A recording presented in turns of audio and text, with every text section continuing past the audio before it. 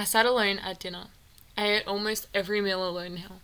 I took my plastic dinner tray and sat on the fourth floor, in the common room that no one ever used. It was already dark outside. Sunset was earlier and earlier now. I watched as a few people walked past my door. 3 society girls were somewhere down the hall, talking and laughing about something that had happened in class that morning. I still couldn't fathom it. How could they be so calm? How could they be laughing? One thing I hadn't figured out was where I'd go when I finally broke out. Of course, I'd go to the police first, and if they didn't help, I'd go to the newspapers. But after that, I didn't know. I guess up to now, I'd kind of assumed that escaping would be the happy ending. It'd be so much better than inside Maxfield Academy that it didn't really matter. But it hadn't been that long since I'd left my foster family, and I hated it there. I didn't want to get shipped back. I didn't want to return to Pittsburgh at all. I wanted something better. I wish that I actually was in a private school, like the scholarship had advertised. Real teachers, real learning, real people. A real life. I left the room and walked towards the broad meadows that overlooked the grounds in front of the school. I'd stood at these windows and waited for Jane the night of the dance. I cupped my hands around my eyes and leaned against the glass, trying to see past the glare of the hall lights and into the darkness. There was fog or mist that hung over the trees in the distance. Could it be smoke from a guard camp? There didn't seem to be enough moisture here for fog. I heard soft footsteps padding up behind me. "Hey, Becky." "Hey." I kept my eyes on the forest. "What are you looking at?" She leaned beside me and peered outside. "Just the woods. Do you ever see the campfire smoke out there?" She pulled back from the window and so did I. She was wearing thick green flannel pajamas and flip-flops, but her makeup and hair were still flawless. "Yeah," she said. "Not very often. It's not far." I looked into her eyes for a minute. Was she real? And if she was she one of the society members who doled out punishments? Had she been lying to me? I turned back to the window. "What do you think it is?" "I like to think that it's a town," she said, "but it's probably too close. Some people say it's guards." The stars were almost entirely blotted out by the clouds, but there was one dark patch of sky where a few bright lights twinkled through. I wish I could get out of the school and see them. "You said you don't do security, right?" "Right. But you have the contract, so your necklace can open doors, right?" "Sure." I turned to look at her, stared. I gazed into her eyes, studying the iris and the colour of the eyelashes. Up close, her eyes were bluer than they looked from far away, and right around the iris they were tinged with reddish-brown. Everything about them, the delicate blood vessels, the streaks of colour, the pink of her tear duct, seemed so real, so human. Becky smiled awkwardly. "What?" "Come with me," I said, and started towards the stairs. She didn't move, so I turned back and grabbed her hand. "Come on." We hurried down the empty stairs and made our way to the first floor in the big open foyer. I led her to the front doors. "Can we go outside and look at the sky?" I asked. A flash of concern crossed her face, and she hid it quickly. "Why?" "I like being outside at night," I said. "I promise we won't leave the front steps." She looked at me, her lips pursed in thought. "Listen," I said, "when I was back home, I was always outside at night. That's where I'd go to think, and I can't do it here." Becky took a deep breath. Her eyes were suddenly somber and intense. "You promise? Don't lie to me." "I promise," I said. "All I want to do is stand out there. We'll be right next to the door." She moved towards the door. It buzzed and clicked, and she pushed it open. We stepped out and stood side by side, looking at the forest. It was colder than it appeared from the window. Becky folded her arms tightly, her shoulders raised as she tried to fend off the chill. It smelled good out here, completely different from inside the school, but also unlike the cold nights back home, fresh and earthy. For a moment I thought I got a whiff of wood smoke, but I couldn't be sure. Freedom. I felt free. "I need to ask you a question," I said. Her arm touched mine as she stood beside me. "Okay. Who decides the punishments?" There was a pause. She seemed like she had been expecting something else. "The school," she finally said, as if it was obvious.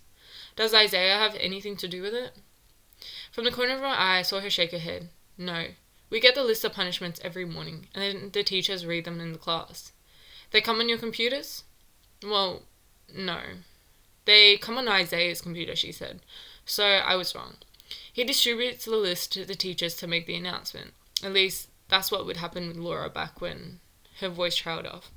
I wanted to believe her, but she'd never believe me. What if I stopped? What was I going to say? Becky turned to me. She was shivering now, but didn't move back towards the door. "What if," I continued, "things here aren't what we think they are?" She smiled, but it seemed sad. "What are they?" "I don't know." I looked down at her, her face pale in the dim light. I wanted to put my arm around her. "We can go back inside," I finally said. But Becky just stared at me, the smile gone from her face. Her eyes flashed out to the forest and then back to me. "What time is it?" she finally asked. I checked my watch. 7:30. "It feels later," she said, staring out at the cold, dark forest. "We can go in. Your feet have to be freezing." She nodded absently and exhaled, slow and long, her breath a puff of grey in the cold air. "I wanted to show you something," she said, and motioned for me to follow her. Before I could say anything, she was down the steps and heading across the lawn. I jogged after her to catch up. "Where are we going?" "I want to show you something," Becky repeated. We were going around the front of the school, walking past the deep window wells. The last time I'd been outside in the dark, I'd been right here with a girl. I could see it all, playing over and over. I tried to push it away, to focus on something else. The distant hum of a four-wheeler engine, the crunch of the forest grass under my shoes, the swirling clouds of frozen breath that escaped Becky's lips. She led me to the corner of the school. Directly above us was the boys' dorm, but no one could have seen us. We were too close to the building. She stepped into the garden and crouched down. I didn't see anything, just the foundation bricks and cement and dirt, and it was too close to make out any details. "I had the groundskeeping contract once," she said, her voice trembling slightly. "A long time ago, before the gangs. A bunch of the girls bid on it together. Me, Laura, and Carrie. Some others that you've never met." She took my hand and pressed it against something at the base of the wall. It was ice cold. Metal. "Sorry," she said. "It's too dark to read it, but can you feel the numbers with your fingers?" It was some kind of pipe jutting out of the cement, and I could tell that they were raised bumps, but they were rough and uneven with rust and age. I couldn't guess the numbers. "What is it?" 1893, she said. "Around the bottom side of the pipe it says Stefan Metalworks, but you had to lie down in the garden to read it." "What does it mean?" Becky stood, shivering now. "Let's get back inside." I followed her. "Does this mean that the place was built in 1893? "The pipe is from 1893, she said. "What was in New Mexico in 1893? "No idea," she said, rubbing her eyes to say more. "But there wasn't much. There wasn't much in Arizona in 1893. Mining towns and Catholic missions and Native Americans. Probably the same for here. Maybe they just used an old pipe when they were building this." We climbed the stairs and the door unlocked for her. Warmth poured out of the foyer as we stepped inside. "Maybe," she said, turning to look at me. Her cheeks were red from cold. She lowered her voice even though there was no one in sight. "But either way, the building is really old, and it seemed to be designed to be Maxfield Academy. Even the elevators don't look like a recent addition." "What are you saying?" "People have been here for a long time. A really long time." I shook my head. "That doesn't make any sense." Becky's trademark smile came back. "Since when does anything here make sense?" I almost told her right there.